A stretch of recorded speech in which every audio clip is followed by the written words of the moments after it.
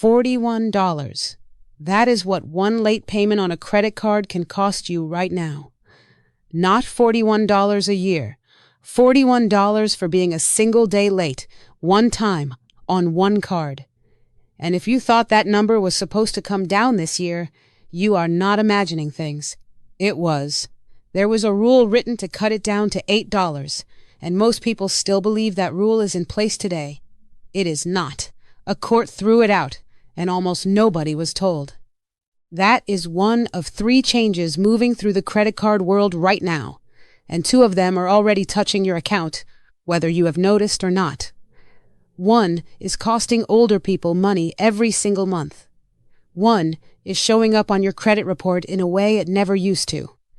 And the 3rd one is a protection you already have that hardly any older person knows to use, and it can stop a bank from turning you down for a card because of your age.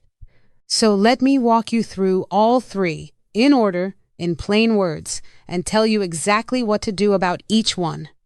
The 3rd one is the one I most want you to remember, because it is the one that works in your favor.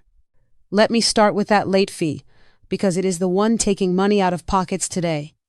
For years, credit card companies charged whatever they liked when a payment came in late. $30, $35, $41. It became one of the most profitable things a bank could do, because a late payment costs them almost nothing to process.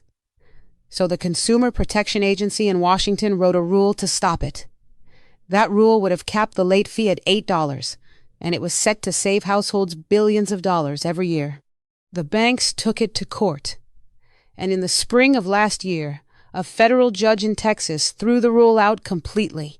It never took effect, not for one single day. So here is where that leaves you. Late fees are right back where they were, running about $30 to $41 at most major banks. And if you are one of the many people who heard the news back when the $8 cap was announced and assumed the problem had been solved, this is your correction. Nothing changed. The fee that hits your account is the full amount, same as always. Now, what do you actually do about it? 2 things, and both of them work.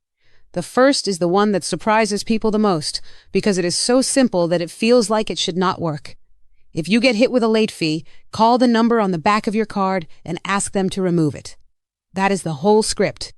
I noticed a late fee on my account. This is not usual for me. Would you please remove it? Most of the large banks will waive that fee, especially the first time, and especially for a customer who has been with them for years. They do not advertise this. There is no button for it on the website, but the person on the phone very often has the authority to take it straight off, and they will do it if you ask kindly. 1 phone call, $35 back, and it takes less time than reading the statement did. And do not talk yourself out of making that call. So many older people feel it is somehow rude to ask, or that a big bank would never bend for one person. It is not rude, and they bend all the time.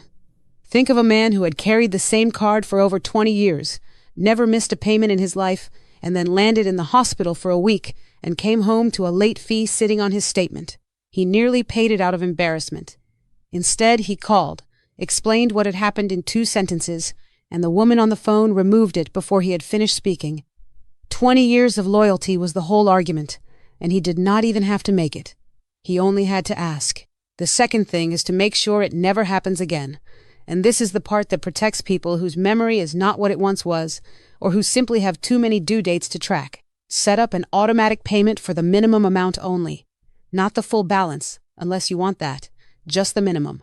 That way, even in a month when you are unwell, or traveling, or something slips, the payment goes out on its own, and the late fee never lands. You can always pay more by hand on top of it. This one setting, and it takes about 5 minutes on the telephone with your bank, closes that door for good. Now let me give you the second change, and this one is newer, and plenty of people have walked straight into it without ever realizing. You know those payment plans that appear now when you buy something online? Pay in 4 easy payments, nothing due today. They show up at the checkout on almost every website, and on things as ordinary as a pair of shoes or a refrigerator.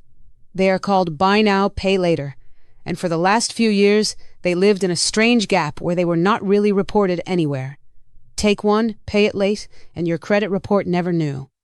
That has now changed. The major credit bureaus have begun accepting this information, and at least one of them is already allowing it to affect your credit score.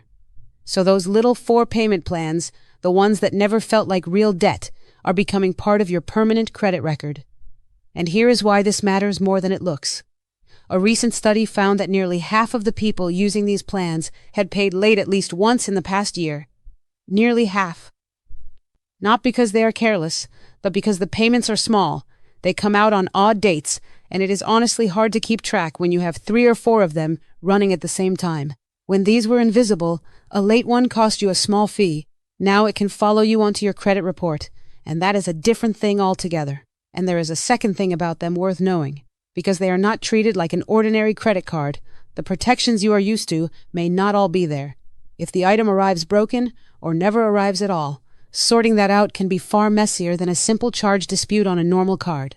So for anything expensive, or anything from the seller you do not know well, the plain old credit card is still the safer way to pay. So, if you use these, or if a son or daughter or grandchild set one up on your account to help you buy something, do 2 things this week. Write down every one of those plans you currently have running, along with the day each payment comes out, and if the option is there, link them to automatic payment so they cannot be missed. That is it. I am not going to tell you never to use them. For some purchases, they are honestly useful.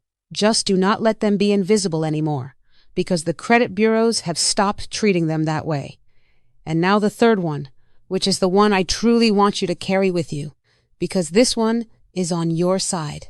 There is a federal law that makes it illegal for any bank or lender to turn you down for credit because of your age. Not at 65, not at 75, not at 95. Your age, all by itself, cannot be the reason you are denied a credit card, a loan, or a line of credit. That is the law, and it has been the law for a long time, and hardly any older person knows it well enough to use it. Now, why does this matter more today than it used to? Because a lot of older people are being turned down, and they assume it is simply what happens when you get older. They stop applying. They accept worse terms on the cards they already carry. Or they let a family member add them onto an account instead of holding one in their own name, which weakens their own credit standing over the years. And that assumption is backwards. Here's a fact that ought to make you sit up.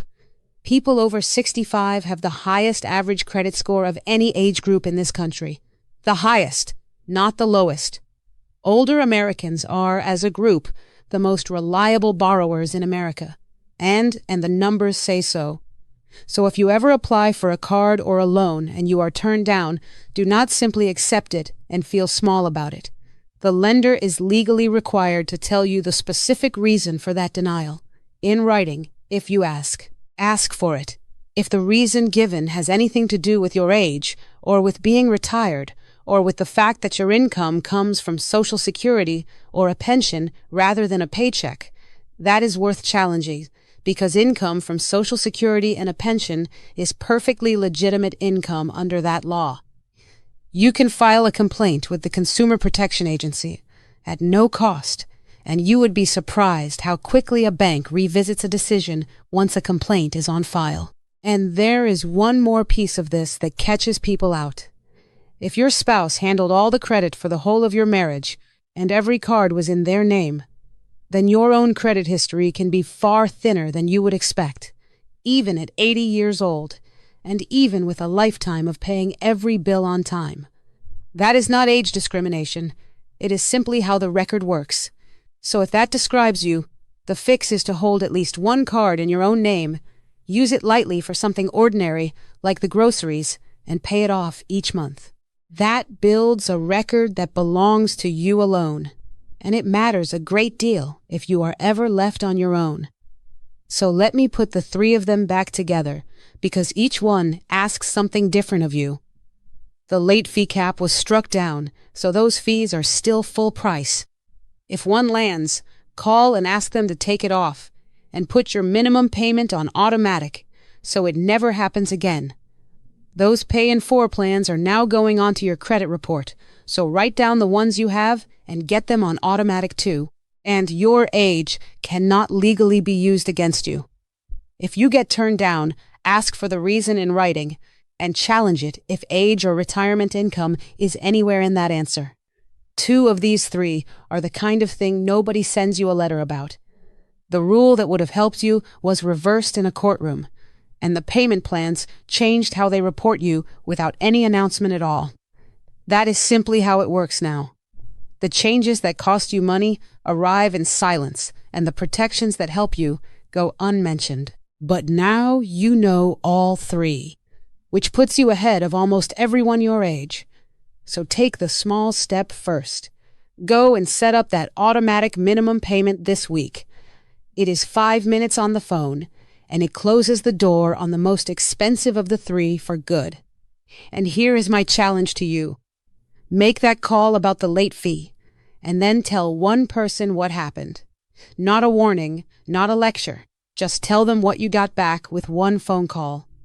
That is how this kind of thing actually spreads. One person at a time, at a kitchen counter or over a cup of coffee, long after the banks have stopped hoping anyone would find out.